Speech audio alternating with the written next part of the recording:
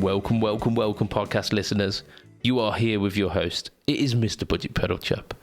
You are also here with another host. Who is it? It's Mr Matt Quine, the champion of champions. Say hi, Matt. Hi, Matt. You have got bragging rights for 200 episodes. 200 episodes? I know. What's life going to be like in 2025? Oh, if it's anything like 2020, let's just not even. Just no. The previous years were fine.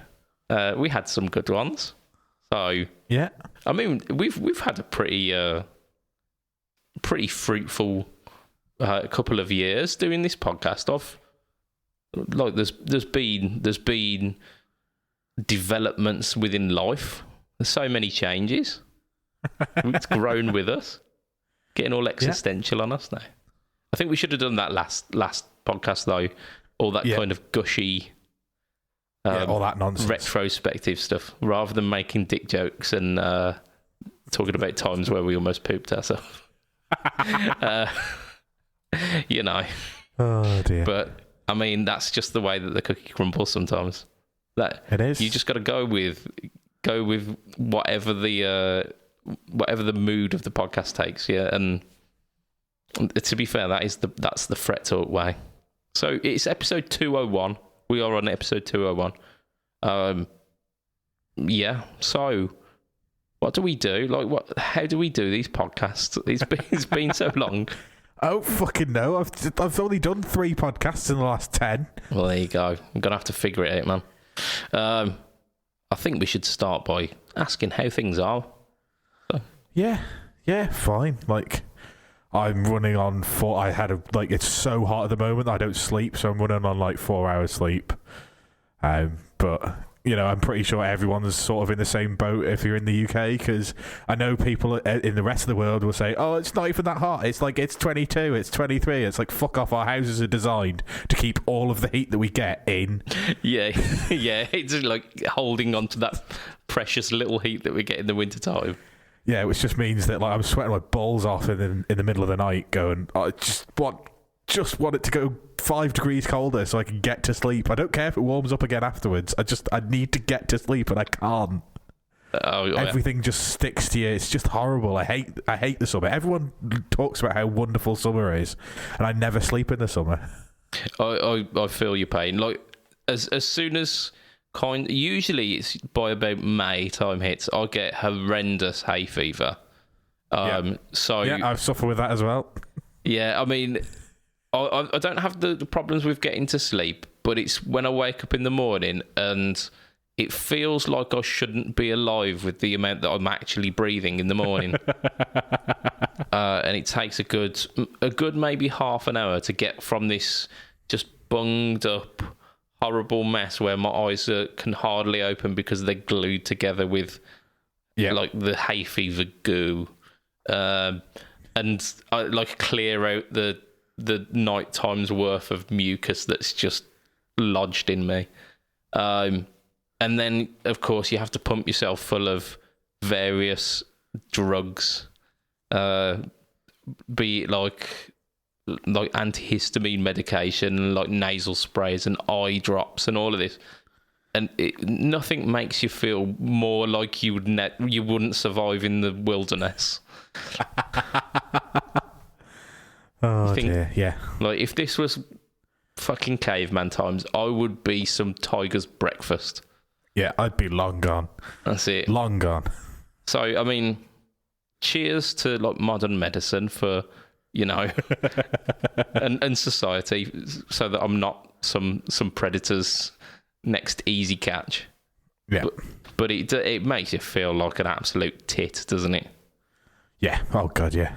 But yeah, I think nighttime stickiness.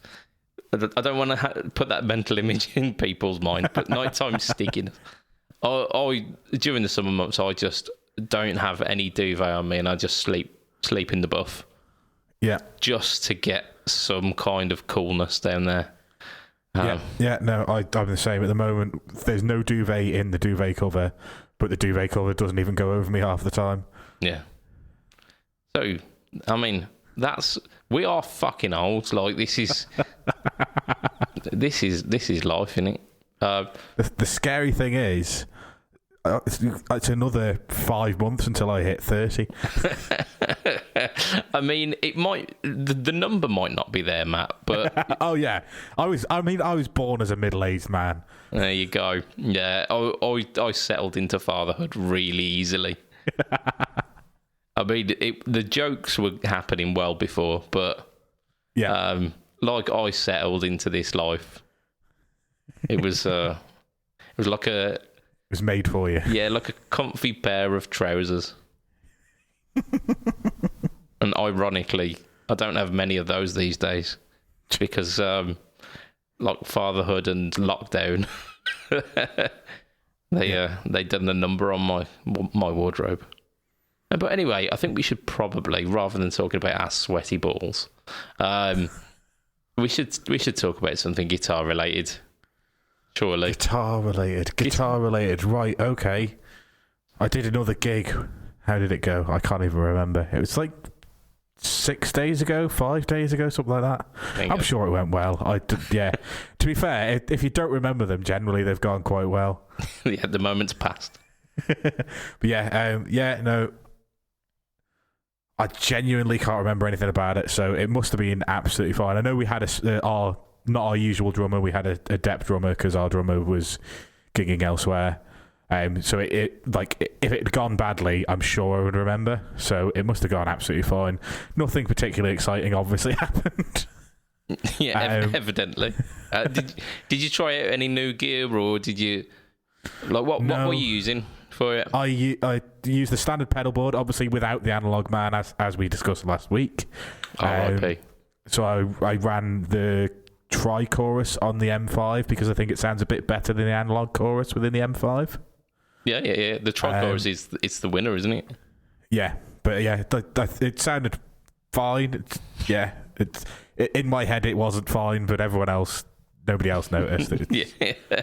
It's all good. But yeah, running that, I had the bass breaker 1830, which, as long as you set the EQ up right, it's just great. Like, it's really easy to get lost in a mix, I've found. So if you don't have enough treble in there, or if you have a little bit too much bass, because it's 212, it kind of sits in that wrong place in the mix where it's overlapping with a lot of the mids from the bass. So yeah, as long as I just need to remember to dial out, because when we had a practice a couple of nights before, because obviously we had a depth drummer, so we were just going through a couple of bits, and I couldn't work out why I had to turn my amp up really loud for me to be able to hear it, and then I was like, it's been in the back of the van and everything is on 0 apart from the bass, which is on 10. Yeah, that's not going to give you a good time there. yeah, like I say, it's really sensitive. Like the Vox only has a tone cut knob, so the more you turn it up, the less tone you've got, which is really weird. Like, weird to get your head around, but because of the way the chicken head knobs are on the Vox and the way they're set in, they never ever get moved in the back of the van. But for whatever reason, like, these seem to be a bit lighter touch, so they move a little bit more. So I just need to remember to actually look at the top of my amp. See, glue them down is what you need to do. Who needs settings? But yeah, no, that went all right. And then I was setting up tonight for a wedding on Saturday. So we're recording on a Thursday. But England play Scotland in the football tomorrow. And we have a Scottish guitarist, 3 England fans and me, who kind of, I'm apathetic towards international football in general. Yeah, sports ball, isn't it? Yeah, like, I don't get me wrong, I enjoy watching football with the lads, but like, international football's never been my thing. I don't really feel patriotism for anywhere because I'm from the Isle of Man, and we don't have an international football team that plays in the FIFA competitions. So yeah, like, I've never kind of been big into it. But like I say, there's a Scotsman and 3 Englishmen all wanting to watch the game tomorrow, so we set up tonight. But we had to learn one of the wettest songs ever written for the first dance, which is Jason, is it Mraz's I'm Yours? Yeah. Okay. And I know that song. It's just so wet. I mean, it's 4-chord pop, isn't it? It's that exact chord progression. It's like 1645 or something, isn't it? No, 1564. Yeah, there you go. Yeah. But it is, it's those chords in it. So it's it is, and it's in a like a reggae shuffle kind of, and there is the only problem is there's loads of stops and starts for different instruments at different times. So what we all did was went into it, listened to one verse and one chorus, and went, that's the entire song, and kind of then we were sat down and we were like, oh shit, I don't know where to come in and out, so we then had to listen to the song. So basically, we in sound check tonight, we were playing it as a band for the first time. Nice. But yeah, so it was just a lot of that, but it's just so boring. It's just it's it's same not four chords for like 4.5 minutes or whatever. Yeah. And there's almost, when the bass player described it as a lead bit, and it's not lead. It's just it's a kind of melody that's played a couple of times. Is that the da da da da da? No. So there is a guitar-y bit in the intro that goes do it do it do. Do it, do it, do. So it's basically outlining the chords, but with a passing note. Whatever you call, when you play two notes together on the E and the B string. Yeah, double stops. Yeah, double stops. It's literally running a double stop between the chords. Oh, nice. Jason Mraz, calm down, you stallion. But yeah, it's like, has anybody learned the lead bit? And I went, I'm pretty sure it goes like this. And they're like, yeah, that sounds right. But yeah, so I'll double check that tonight, and then I'm sure it'll be fine for their wedding. But yeah, it's going to be a weird wedding because hanging over the dance floor prior to the first dance will be a 5-tier wedding cake on a swing. The fuck? Yeah, that's what we said. It's like, sorry, what? They're like, yeah, you can't come in and turn any of your equipment on until, because we don't want anybody just in case, because it's going to be very, very precarious. We're like, you've got a 5-tier wedding cake on a swing. That's asking for trouble. It's just and they're like, yeah. So when you arrive, if you could all just line up just outside the marquee. You sure? And what are they going to try and cut it whilst it's on the swing? Are they going to they're going to cut it. They're going to cut it on the swing, and then the swing is going to be removed from the dance floor, and then we must play immediately. I don't think they have a concept of cake. I'm almost certain that by the time we get there, the cake will already be on the floor. Oh yeah, because apparently it's going to be on the swing from the time that they arrive at 3:00 until we get there at 5 to 8. So at 5 to 8 they're cutting the cake, and at 8:00 we start for the first dance song. And that's is that not there are children melted? At weddings as well. I don't know what it's made of, but yeah, it's just insane theory. Whoever came up with that idea, God loves to try and all, but I want to know what they've been taking, because that's some strong stuff. Yeah, and then they've spent more on some plastic flower garlanding for the marquee than they did for hiring the marquee itself. Nice. Okay. Is that something that they now own? That they've got to? Is that? It's two giant. So basically, the marquee itself is 2 teepees. Yeah. 2 giant teepees, and there's big rings of green plastic flowers in either of the top bits of the teepees. Yeah. And those rings together cost more than it cost to hire the teepee itself. I mean, these are insane people. Sure. But they won't have a stage in the teepee. They won't pay for having a stage in the teepee, but they will pay for some plastic flowers on a circle. Yeah, it's probably why they're not on a giant hula hoop. Probably why they're not paying for it, because they've spent all their budget on insane hula hoop decoration. Hula hoop flowers. That's it. Yeah. So interesting, but yeah, I've learned a new song. I'll be playing with the Variacs again tomorrow, because I don't know. It weighs a little bit less than the Les Paul, and sometimes you feel a bit lazy. So. Oh yeah, especially this weather. Like, it's nice to have something that's not going to add to that frustration. Yeah. Yeah, I feel you. Yeah. I feel you. I won't charge the Variax because I can't be asked, so it'll be the magnetic pickups of the Variax. It sounds great.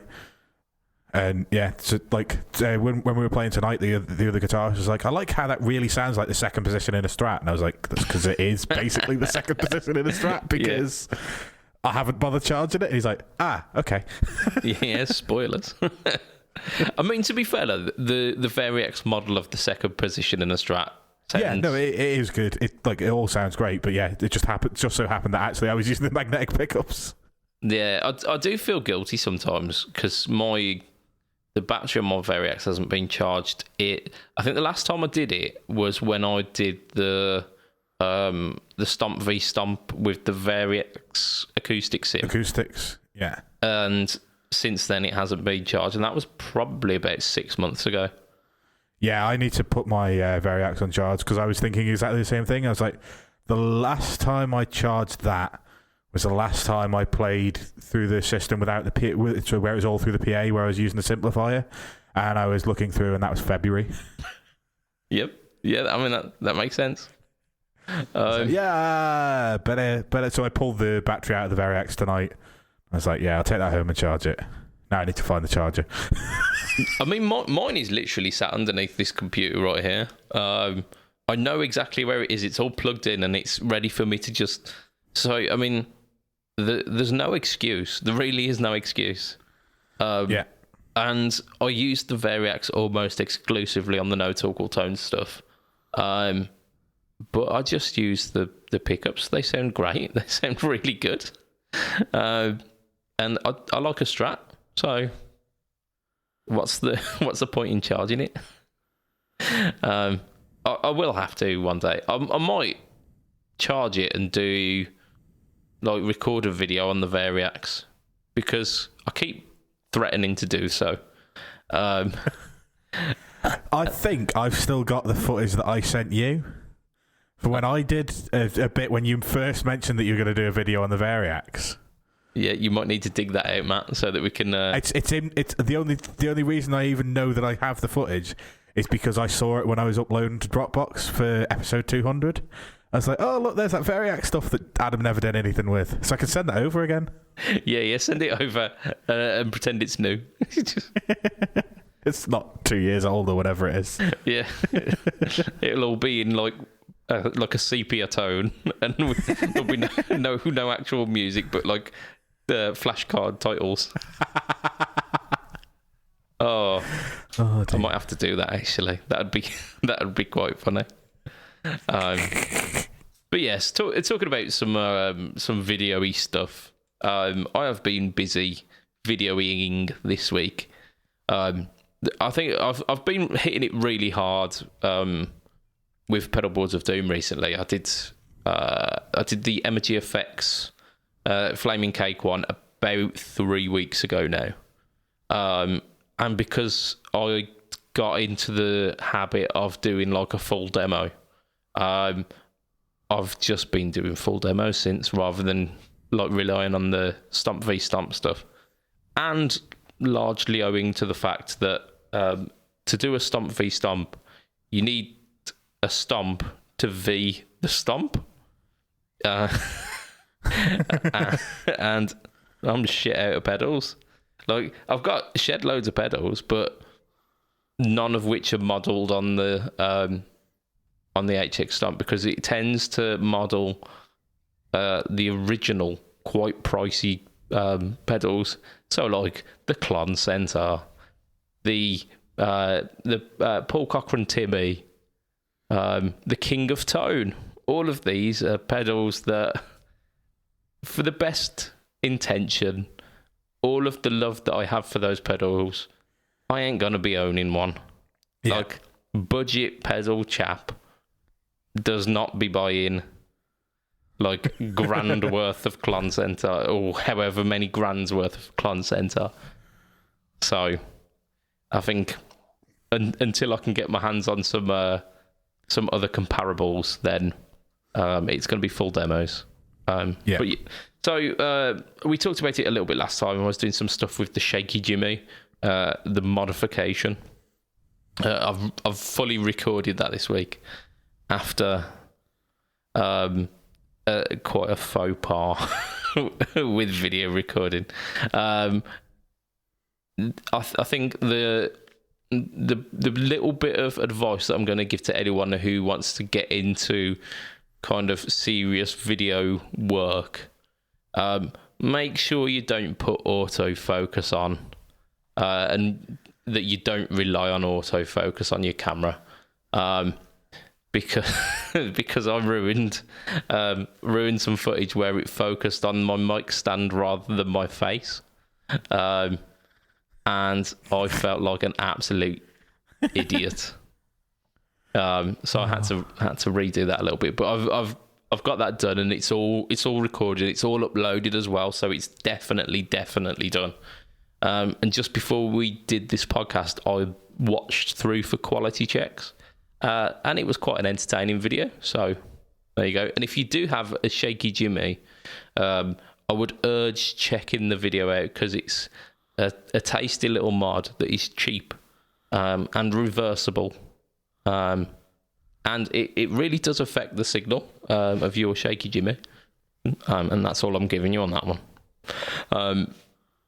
This week on the No Talk All Tone, I recorded this one weeks and weeks and weeks ago, because I'm that damn efficient.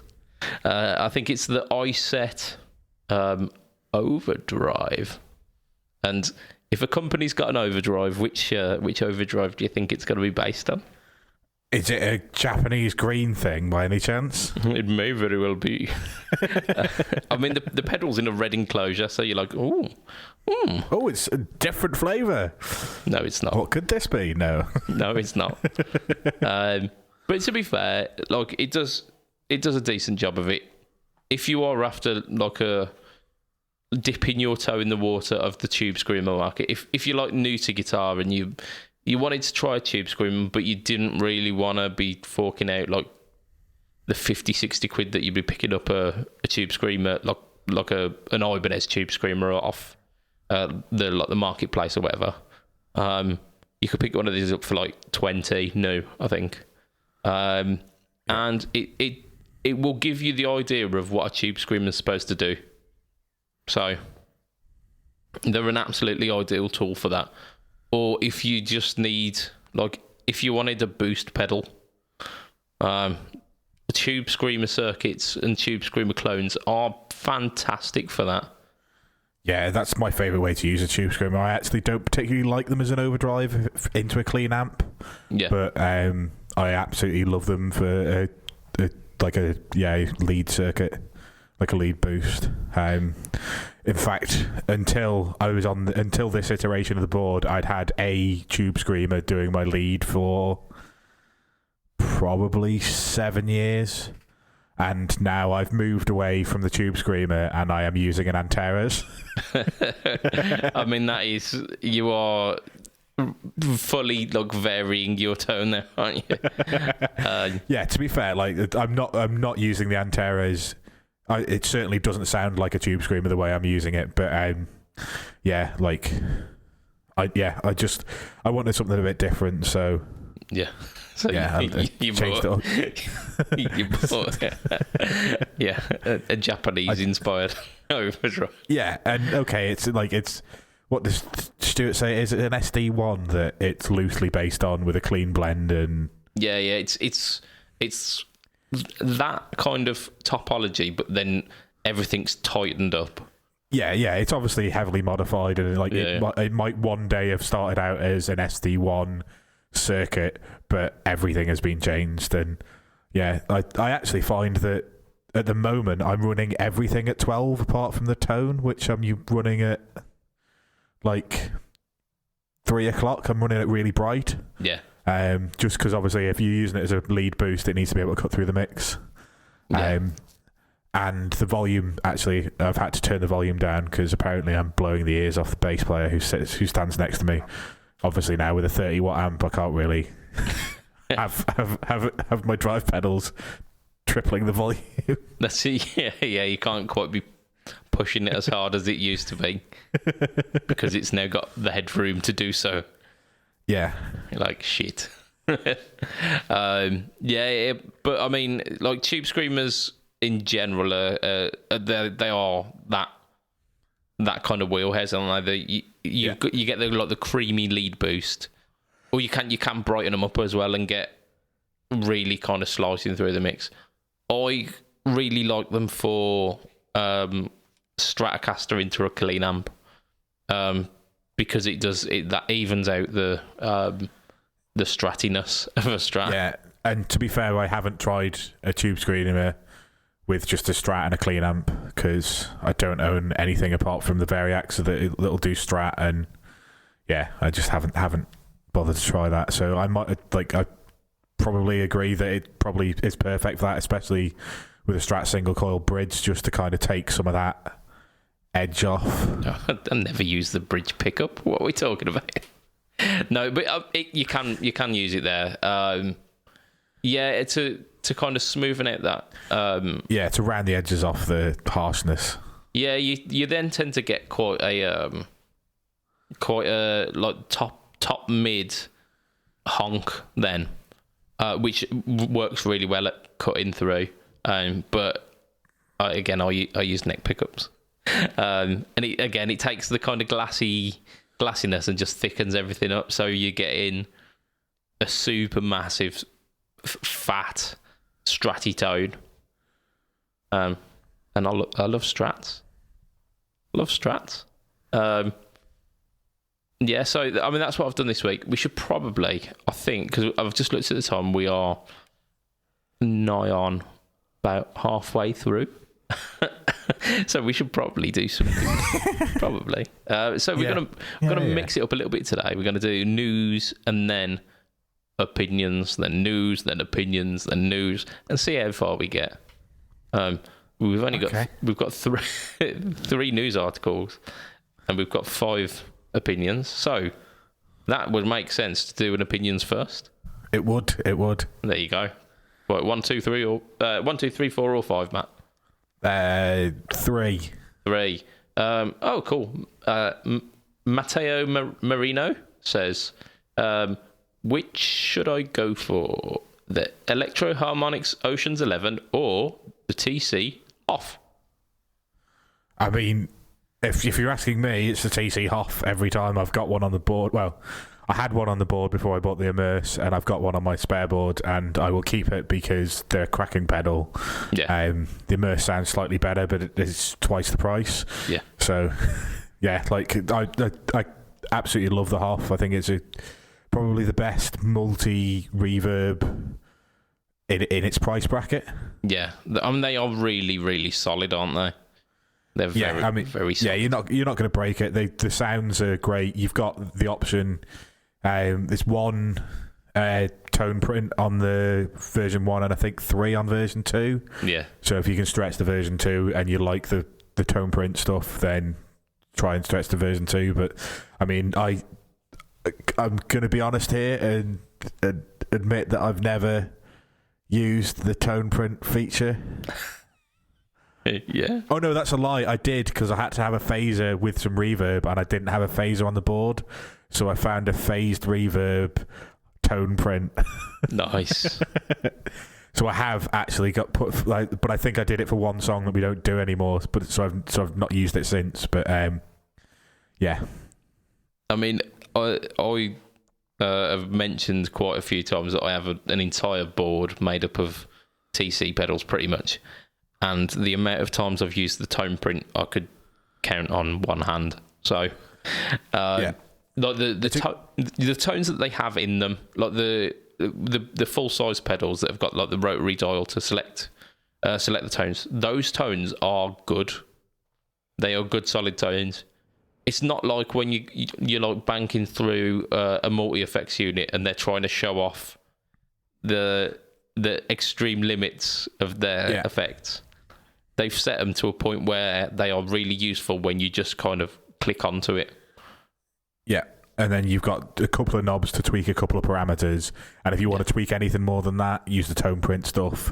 And you can actually tweak the main, like create your own tone print and tweak one of the main ones to give you wider parameters if you really want to, if that's what you want to do. But like you're saying, like the default stuff in those tone print pedals is enough for 99% of what you want to do. And like I say, the full-sized Hoff, I had two settings in it. I had the modulation setting for if I wanted to fill out some background where like there was supposed to be synth or something in there, and I'm not a synth player, so I'd use it for like filling out sounds where things sounded a bit empty. Yeah. And then I used the Hall setting for like a more standard reverb that of the ones in there, the Hall was my favourite. I've actually moved on to Spring from the Immerse, but just because of the settings in the Immerse, that's what I wanted. But yeah, if you like, you've got that option in there. The pedals, yeah. I haven't actually tried an Ocean's 11 from Electro Harmonics, but I don't think I'd bother. I think I'd just go for a Hoff. If my Hoff died, I think I'd buy another Hoff. Yeah, absolutely. And with the version 2 as well, with the mash function, for me, I think expression on anything pretty much is something I would use very, very sparingly.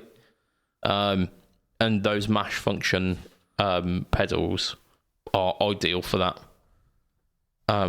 Because it's not taking up another part of your pedal board by having to have an expression pedal and then having to have a switcher that routes the expression through various different pedals or whatever.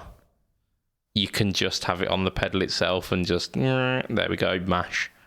And to be honest, again, I don't think I'd particularly use it, but it's a feature, and it's a feature that's I think the Ocean's 11 has got an expression in, but it saves you having to then hook an expression up to it. So I think, yeah, again, off. But it depends what you're doing, really, isn't it? Because if you are like, I didn't read much more into the question, and the question was literally like Hoff or Ocean's 11. If you're doing more ambient stuff, maybe there's features on the Oceans that might be more suited, but for most people, I'd say Hoff. Yeah. So that was yeah. I mean, we managed to spin out a 4-word answer into about 5 minutes worth of conversation there. We're going to do a bit of news. I reckon we'll start with the Waza. The Wazacraft HM2W is now up for pre-order. So they are live. You can put money down and earmark one for yourself. Do you know much about what's been added for the Waza edition?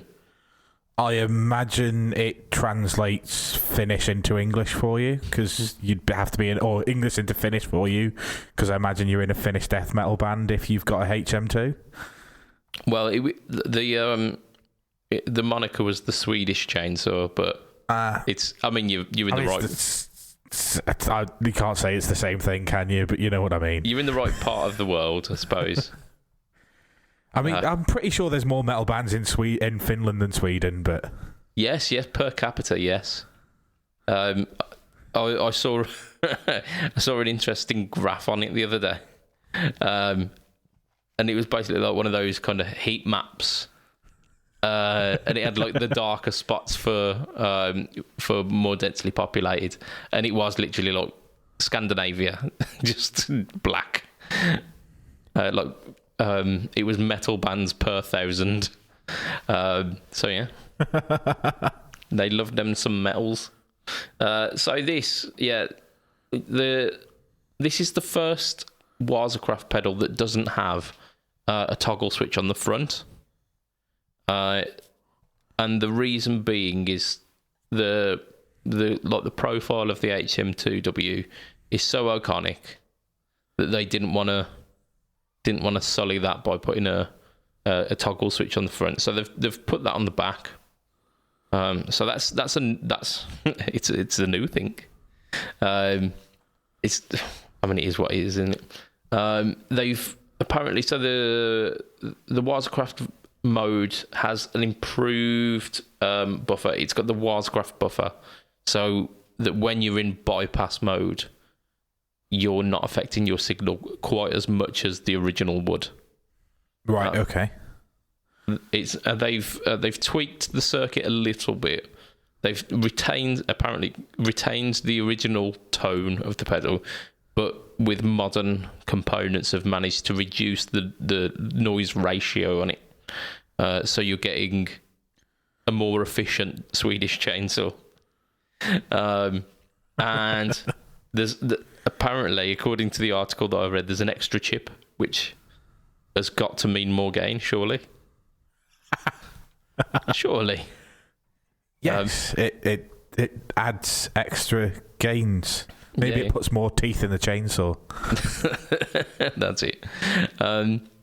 But I mean, we rag on the HM2, and I think we're right to, because it's largely not our. It's definitely not my thing. Yeah. However, there have been some quite notable users, haven't there? Apparently, Gary Moore had one on his pedal at one point. So Gary Moore had a HM2W. What did he use it for? Keeping the fucking set list down on the stage? He didn't have an HM2W because he was... well, okay, no, he had a HM2. Yeah. Was it a Tube Screamer in a HM2 box? I mean, it could very well have been. But Gary was known for not really all that subtle guitar signal. He did push the gain somewhat mightily, and he had a period of time in the 80s where his tone wasn't the greatest. So maybe. Yeah. But I don't know. Every time I see a black boss pedal, I just die inside a little bit. Yeah. Like this is not meant for me. Yeah, it's just like I look at it and I go, do you know, it's like, regardless of what it sounds like, it grates on me slightly. It's like fingernails on a chalkboard, but it's the visual representation of that. Yeah. I'm almost 1,000% certain it's because when I was between 16 and 18, or probably 16 and 20, I used to go and watch metal bands over here quite a lot. Yeah. And you'd have guitarists on there, and they had black boss pedals on the floor, and I don't know what they were. I wasn't really like that into pedals at the time. Yeah. But you just know that they had every single dial twisted as far around to the right as they possibly could, and it always sounded awful. Oh, yeah. I mean, to be fair, most pedals would sound not their best when you crank all of the controls up to maximum. I don't think it's the problem of those. I think it's just the fact that kind of pedal encourage that kind of behaviour from teenagers, because they see metal and they see a pedal and they're like, I need more of the metal. Yeah. Surely the most metal that I can get out of this pedal is if I crank all of the controls, because all they're doing is taking away the metal, if anything. So crank them all up, and then that will allow the most metal to flow through. Yes. Yeah. So that's probably where my aversion to the pedals comes in a little bit, but I can understand that. I can understand it. And the fact that they don't want to ruin the front of its iconic look, so they've stuck a toggle switch on the top. Yeah. Like, that's just a bit pretentious and wankery, isn't it? Just a little bit. Just a little bit. I'll give you that one. Yeah. I think the Metal Zone suffered from the fact that, like you say, teenagers had those, and people growing up now will remember those as the pedal that they had when they were 13, and it sounded like a box of wasps because they were playing a Squire Strat into a crate combo, and wondered why this pedal weren't making all of their tonal dreams come true. I still don't sound like the records. What's going wrong? It says metal. Yeah, exactly. It's exactly that. Yeah, why is this not sounding like Metallica? It said that this would sound like Master of Puppets, but it's not. Damn you. Yeah.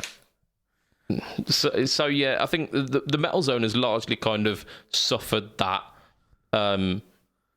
stigma, but the MT2 it's kind of separate from that, where it has a bit more prestige.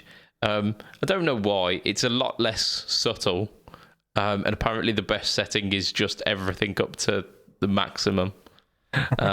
Which is exactly the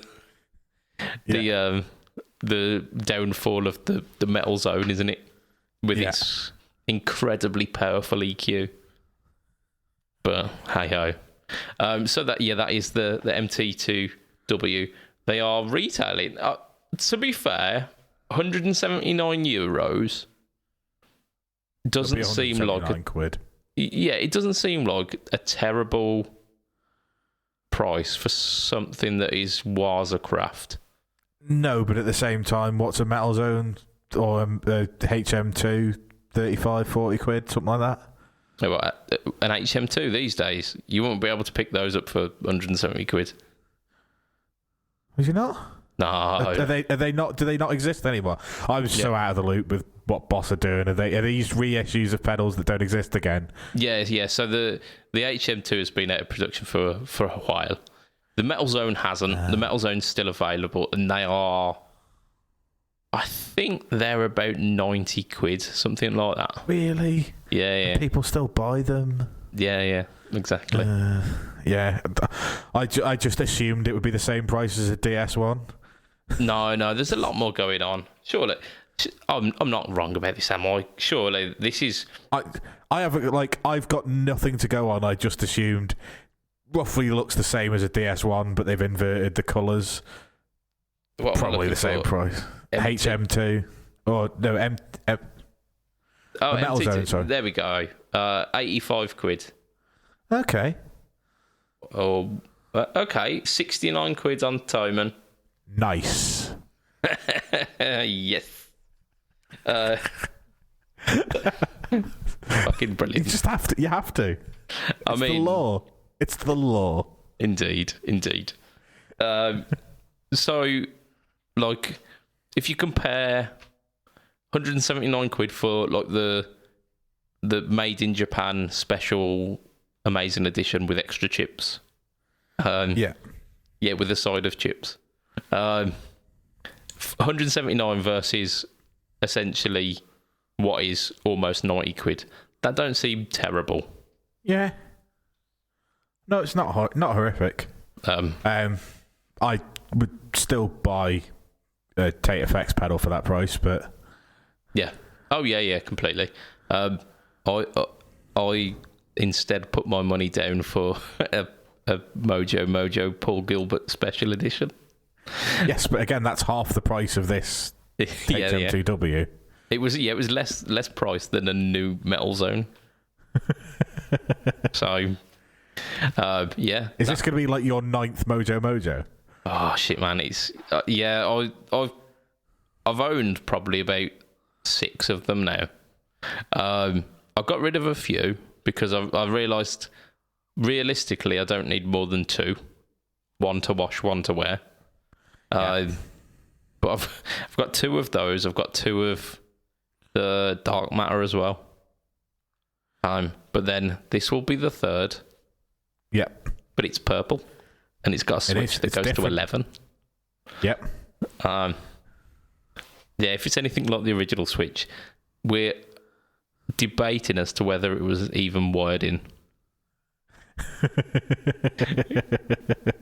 It was subtle. Right. So we've done 3. So an opinion. We've done a new 1. Yeah. Okay. Let's do 1. Okay. This one I've put this one in for you. This is Justin Chamberlain, who I think is a friend of Lee's. Recommendation on an octave pedal. Boss OC2, not even W, what's it? Yeah, Japanese black label Boss OC2 is the octave pedal you want. Don't bother with the made in China or whatever the non-Japanese ones are. They're awful. Don't bother with OC5. Don't bother with an OC3. I mean, if you want POG, it'll do up and down as opposed to down and 2 octaves down. Yeah. Then POG's the way to go if you want 1 up, 1 down. But if not, I would go for an OC2. I knew this was going to be your response. Yeah, I'm going to say line 6 M5. Yeah. To be fair, do you know the only reason I bought the OC2 in the first place was because my M5 died. Nice. So I had an M5, and the early editions of the M5 had a weird power cycling issue. Yeah. So yeah, my M5 died, and I had a pedal to cover everything apart from the octave that I needed. So I put on a local site, and someone was like, "Oh, I'm selling this OC2."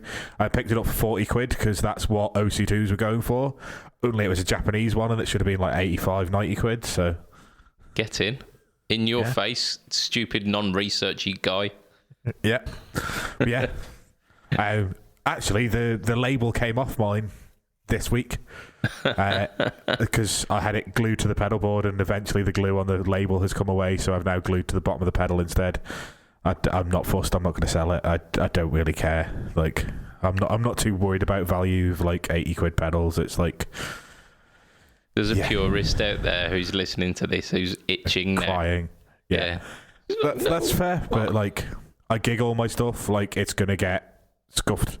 As long as it still functions, I don't really mind. Like, functionality is what I'm looking for. The label is not integral to the circuit, is it? So you're all right. Yeah. I think when I saw the question, I immediately thought of yourself with the OCT.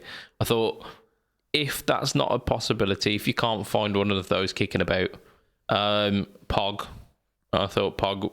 It seems to be the one that everyone goes towards, doesn't it? Yeah, it's micro POG, isn't it? That's the 1 up, 1 down in the small pedal box. Yeah. And then because the big POG's got a load of sliders on, then I don't know what they do. Isn't that the HOG? They've got both, haven't they? The POG and the HOG, the polyphonic octave generator, and then the homophonic octave generator. Which sure. Why would you buy that one if the I don't know. But there you go. Yeah, so it's got like certain overtones, doesn't it? So you can almost dial it in like an organ sound. Yeah. Almost like the drawbars on an old Hammond organ. So there is that. I think the more tender octave was tender octave. Tender octave was a very, very faithful recreation. Wink, wink. Of a POG, to the point where they removed it from sale. Yes. I believe they've got the tender octave Mark II now. Yes, it is. And I believe that if you go into this one and look at the code on the chip, it no longer says POG in the code. No, they went in and deleted that. They went, I have seen the error of my ways. So yeah, I think largely we're talking that. It depends really what you need the octave for. If it is just like the odd song where you've got it, like you're in a covers band and you've got to do, I don't know, you've got to do like a White Stripes tune where it's got a bit of octave on it. I would get an M5, and then you've got more, because you can dick around with the rest of it. So if you need chorus for one song, phase for one song, flange for one song, octave for one song, if you want to fucking mess around with Q filters and all that kind of stuff, it's all in there. Yeah, I mean, it's hard beating it, isn't it? Yeah. Right, let's go on to our next one. Go on, we'll go for the big boy. This bit of news is brought to you by Harley Benton. It is the Harley Benton Aeolus. It kind of sounds dirty. Sounds like a nipple. It does, yeah. It sounds kind of nipple adjacent, doesn't it? Fuck me, that's got to be the episode title. Just give me a second. I'm gonna get a pen. Go and get a pen. What's it called? Harley Benton Aeolus. Yes. Oh fuck! I'll do it later. Yeah, I've probably got rid of the pen somewhere. I'll remember it. I won't at all. Right. So what I found is I can't spell Aeolus. Yeah, Aeolus, Aeolus. So essentially, it's almost like a Les Paul and a big jazz box met somewhere in the centre. So kind of, yeah, you get the idea. That's a pretty accurate description, right? Kind of thinner body, so it's thinner than a jazz box would be, but kind of in the spirit of a jazz box. Yeah, and the arse of it is bigger than a Les Paul, so it's not really a ES135 or whatever they're called. Yeah. So, like, specs on it are absolutely phenomenal. Like, mahogany body, roasted flame maple neck and board, 22 stainless steel frets, glow-in-the-dark side dots. I mean, they are suggesting that is a feature, and some people do look for that. I don't give two shits if the side dots glow in the dark. But yeah, so it's a feature at least anyway. Let's not rag on them for that. Graphtec nut, and then the pickups don't mention that they are Roswell, but they are called Tesla VR Alnico 5. So this is either like a new branch of Roswell pickup, or they're going even further up market with these pickups. All of that sounds like a pretty decent spec. So what it reminded me of was the fusions, because we've mentioned those before. The kind of Guthrie Govan Sir inspired one, and then they did a telly version as well. Yeah, and that found my pen. Those were like the first Harley Bentons that were looking at really kind of up in the game, as far as I was aware. And it seems like they're continuing on with this, with some different body shapes now, which is fantastic. It very much reminded me of an old Ibanez, one of the, like, from the Artcore series, but I can't remember exactly the product code title as per Ibanez. And these things are, I think it was €399. That's a pretty banging deal. It's not bad at all. Not bad at all. Like, considering the specs on them, like roasted maple, or roasted flame maple or whatever it was, and you know, the different types of pickups and coil split and coil tap or whatever it is on the push pull. Yeah, I forgot to mention that. Whoops. But yeah, so it is like there's a lot going on under the hood, isn't there? Yeah, and like you say, they just look a little bit different. It's something that Harley Benton, I often criticise them a little bit, because every guitar that they do is just a knockoff of a different guitar, but this is a little bit different in that it doesn't quite look like the ES175, and it doesn't quite look like a 335. Yeah, and it doesn't feel like it's a direct copy of something that Epiphone or something that Gibson have just released. It feels like they're actually doing a bit of innovation. Yeah, it feels like they're going straight, doesn't it? Like they've done their time doing the shameless copies, and that's happened across all of guitar everywhere. Like, even Gibson have done Stratocasters. Yes, yeah. Like, sorry, it wasn't a criticism. It's just like it's them coming out of the shell and doing their own stuff. And they do have guitars that are a bit different as well. Like, it's not the first time, but it's the first time that it kind of, or first time in a while that I can remember that it hasn't felt like they've just been reacting to like you say, we talked about the one that looked a bit like the Sirs, and we've talked about ones that looked a little bit like the AZs as well at one point, and yeah, that kind of stuff. So yeah, it's nice to see them doing something that doesn't feel like a reaction to something we talked about 3 weeks ago. Indeed. I'll throw my hat in the ring here and say the body shape, although it's not offensive, it's not for me. I don't. Yeah, it's also not for me. It's fine. I think is the thing. It's fine.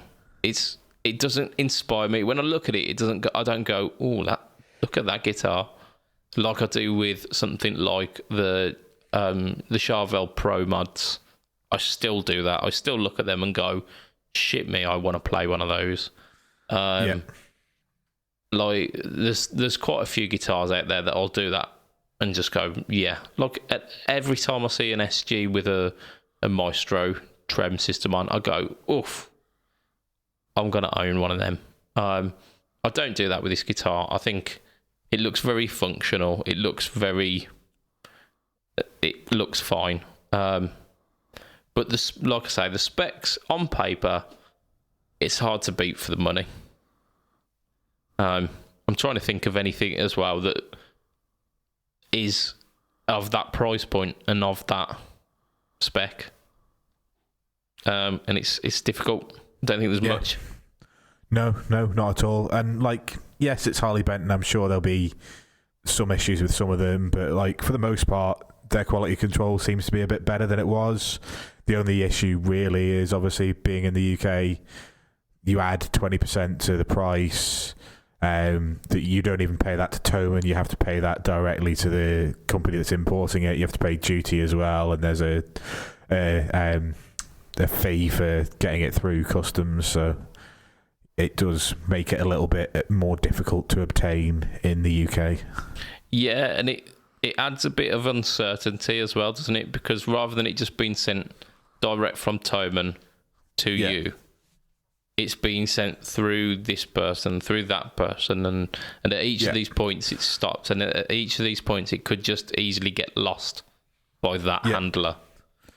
Yeah, or even it could get stopped and somebody not quite understand what's going on, and then all of a sudden your 1 week postage turns into 6 months of back and forth with customs, and nobody wants that.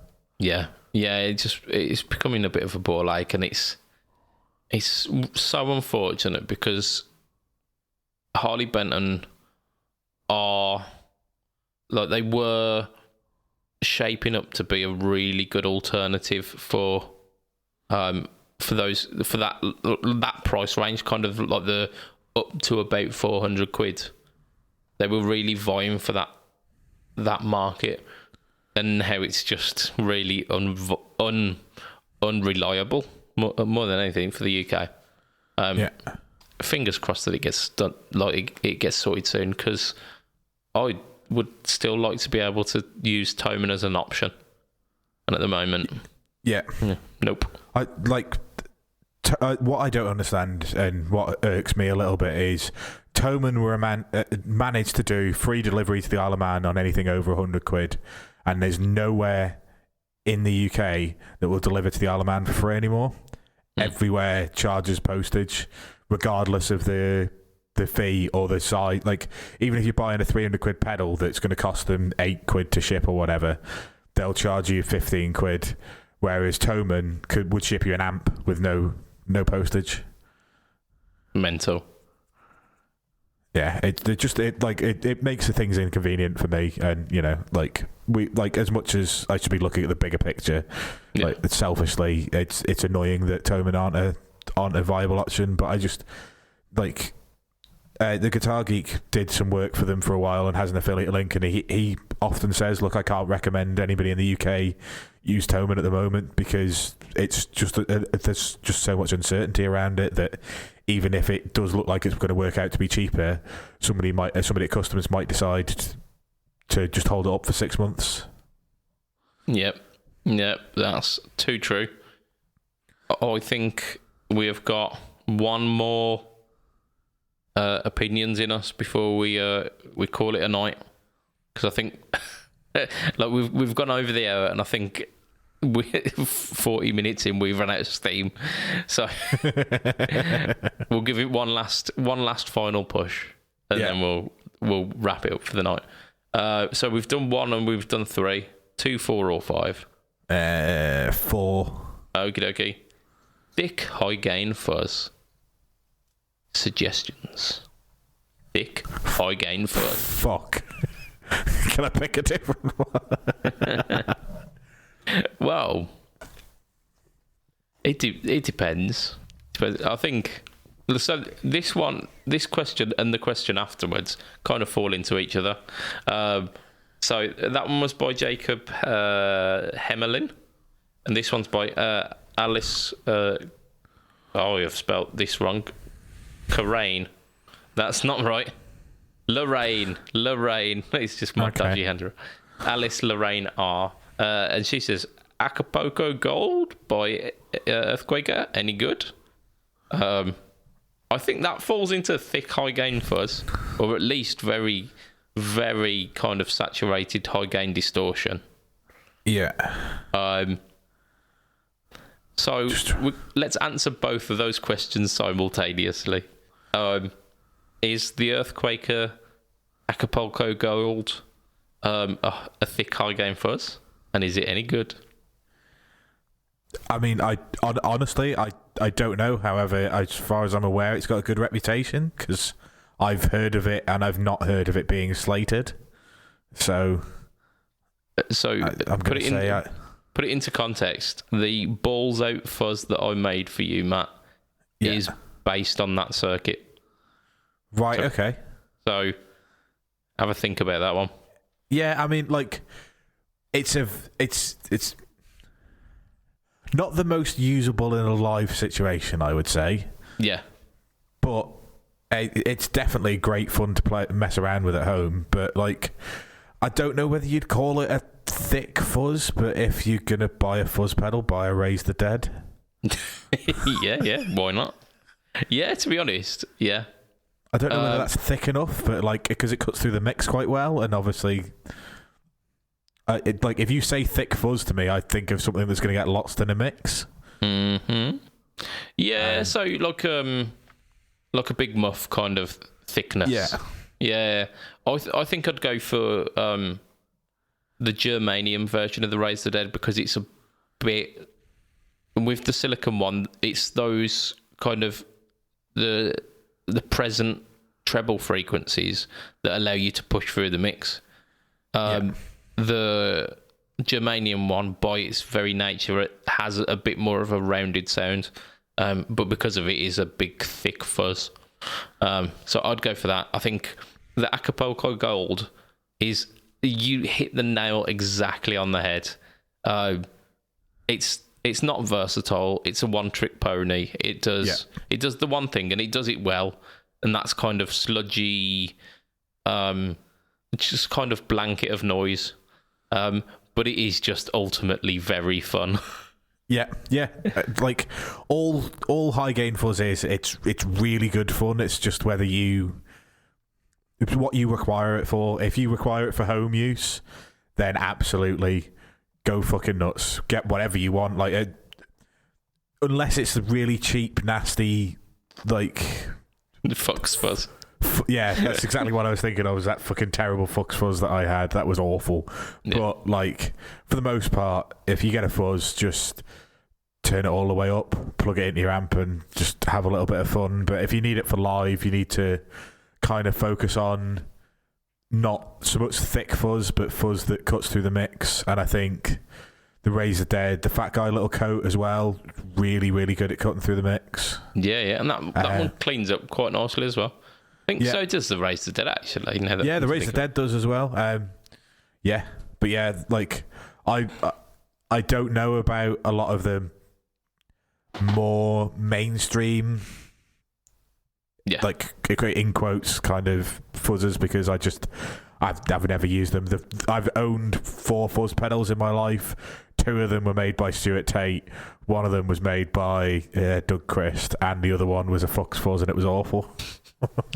I mean, like 75% of your fuzz output has been amazing. So yeah, and I almost semi-regret selling the Germanian lockdown fuzz, but I was never going to use it. Yeah. So yeah, it just had to move on. Yeah, and it's bringing a smile to someone else. So yes. So that's a wonderful place to end the podcast, I think. We're just spreading smiles. So that's where we are wrapping up for today.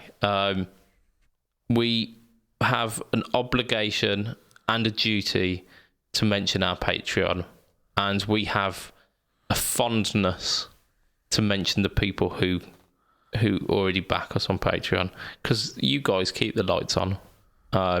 You are the reason we get to have this hour of therapy every week.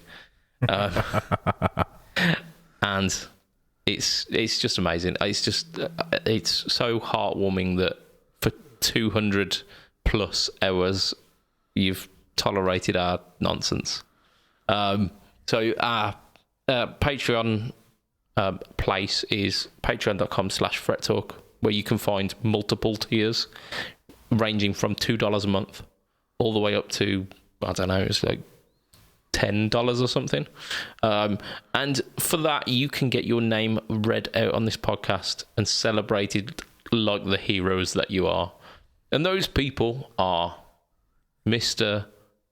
Andrew Bimson, Mr. Adam Yeomans of Chevtone Effects, Mr. Doug Christ of 37 Effects, and of Masters of the Cinematic Universe podcast, who this week had wrapped up the original Star Wars saga, and it's kind of making me want to go back and watch it. Don't bother. It's just the little teddy bears. Look, all you need to know is Spock wins. Exactly, said Dumbledore to Gandalf. Yeah, shit, man. Like, that's got to get some people angry. Yeah, he also does other podcasts as well, but I can't remember that. Just Surprise Me, is it? Does he do that one? Yes, it is. Yeah. There you go. I've not listened to that one. I'm a massive fan of the Masters of the Cinematic Universe, though. I might have to dip into the Just Surprise Me, because by about Thursday in my week, I'll run out of podcast. So there we go. We were doing Patreon backers, weren't we? Damn you, Doug. You've sidetracked us here. I just hit the microphone as well. So we had Doug Christ of 37 Effects. After that, we've got Huge Erection. I think we do. We have got Mr. Ben Fletcher with Fletcher Pickups. Congratulations for 5 years of Fletcher-ing. Your pickups don't make the rocking world go round. And we've got Brian Gower of the Tone Jerks podcast, who, again, they also make my commute less terrible. With the Tone Jerks podcast, again, like, brilliant. They had who was on there thingy this week? It was a local guitarist friend. Yeah, somebody that I think Brian had been playing with. Mm-hmm. I feel like I was literally listening to that this afternoon. Yeah. I'm terrible at names. Like, I struggle to remember my own name. So yeah.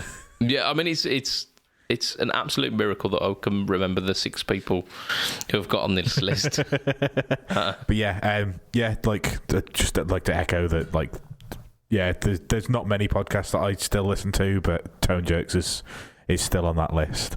I have avoided Masters of Cinematic Universe because I don't have time to watch films, and I don't want to be encouraged to do so. Yeah. So I'm really sorry, Doug, but yeah, I have avoided listening to that for the most part. And I can vouch for it. I can say it's a good investment of time. But yes, it will make you want to watch movies. So beware. And This is the point in the show where I usually say I am BudgetPedalChap, and if you want to find me online, it is facebook.com, instagram.com, youtube.com/BudgetPedalChap.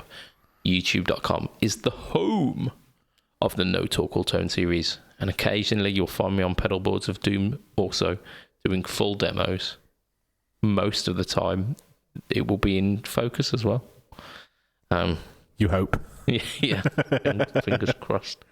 And Matt, heel_Matt Q. Well, I'd just like to say that during the Euros, I don't have Twitter because I'm sick of its coming home already. So I have deleted Twitter from my phone, and I will be downloading it again after the round of 16 when England get knocked out of the Euros. I mean, it's inevitable. It is inevitable. Yeah, I've still got Instagram because I don't follow anybody really that follows football on there. So yeah, it's heel_Matt Q on Instagram. I mean, by all means, tweet me at heel_Matt Q and I'll read it in 2 weeks' time. Or a week and a half's time, whenever this quarterfinal start. But yeah, whilst England are in the Euros, I will not be on Twitter. Yeah, I mean, it is clearly not coming home. Clearly. Yeah. But it's just like a meme I keep seeing on Facebook actually, shared by a couple of my friends is, it's like if you think you're gonna trap me in with this "it's coming home" nonsense, you're absolutely right because it's fucking coming home. And it's just like, just stop it. We all know it's not coming home. It never comes home. You've been singing it for 25 fucking years and it never happens. Let it go. Yeah, I mean, just let it go. That song in and of itself is old enough for you to realise that it's not coming home. Also, the last time we won anything in football, international football, was in 1966. Like, television weren't colour then. It's that long ago. Yeah. I think it's time that we just get over it and focus our national pride on something like, I don't know, like dressage or like international curling or something. Just something that we've got a chance at. Yep. No, totally agreed. Like, even rugby union, we get to the World Cup final occasionally in that. We've not been to a World Cup final since 1966. We've not been to a Euros final ever, I don't think. Like, if we can't get to the finals, why are we saying it's coming home? It never comes home. Let it go. That's it, yeah. It's almost miraculous. It stirs up like national hysteria when we get through to the semi-finals. Yeah. So there you go. And we fail every time. We absolutely spectacularly. We choke every damn time. But that is enough sports talk. This is not a sports cast. This is the Fret Talk podcast, and that is us for this week. So from myself, Mr. Budget Pedal Chap, from Mr. Matt Quine, say bye, Matt. Bye, Matt. Wahee. It will be a tatty bye, and good night for this week. Ta-ra, bit. Bye. Bye.